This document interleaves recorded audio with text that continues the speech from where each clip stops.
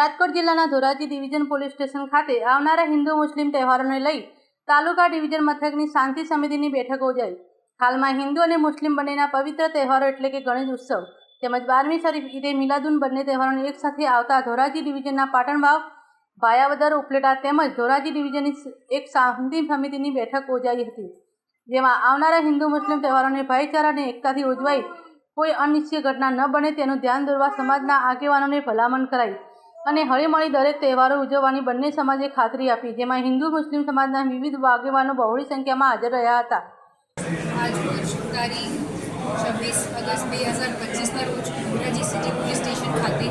એક શાંતિ સમિતિની સભાનું આયોજન કરવામાં આવ્યું, જેમાં ધોરાજી સિટી, ધોરાજી તાલુકા, ઉપલેટા, ભાયાવદર અને પાટણવાવના દર સામાજિક આગેવાનો